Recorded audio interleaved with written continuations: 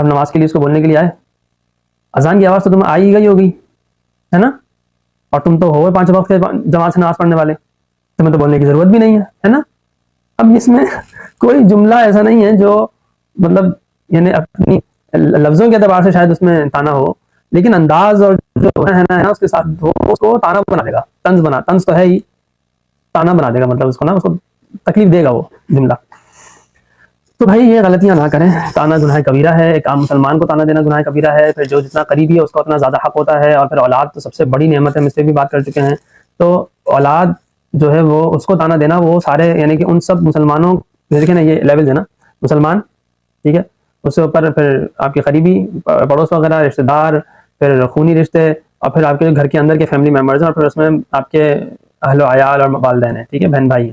تو پھر ان سب میں سب سے قریبی رشتہ ہے وہ اولاد کا ہے.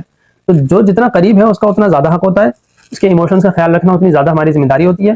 تو اگر آپ اولاد جو سب سے سپیریئر لیول پہ ہے, ماں باپ اولاد یہ سب سے اوپر ہوتے ہیں نا, تو اس کو تانا دینا تو یہ سب گناہ کبیرہ ہے. کسی عام مسلمان راہ چلتے مسلمان کو جتنا پہلی دفعہ ملے اور آخری دفعہ ملے اس کو بھی تانا دینا گناہ کبیرہ ہے. تو یہ لیول آپ بڑھاتے جائیں تو سوچیں اولاد کو تانا دینا کتنا بڑا گناہ کبیرہ ہوگا, یعنی کبیرہ کا بھی کوئی بہت بڑا کبیرہ ہے. تو ہمیں سوچنا چاہیے کہ ہم یہ آئے دن میں کتنے سارے گناہ کبیرہ کر رہے ہوتے ہیں. اور یہ بات پتہ ہوگی آپ سب مسلمانوں کو کہ گناہ کبیرہ کی معافی ایسی نہیں ہو جاتی, بلکہ اس کے لیے توبہ کرنی پڑتی ہے, ندامت ہونی پڑتی ہے, اور آئندہ نہ کرنے کا عزم ہونا ضروری ہے. اور اگر حقوق العباد سے متعلق ہے تو اس فرد سے متعلقہ فرد سے معافی مانگنا بھی فرض ہے, ضروری ہے.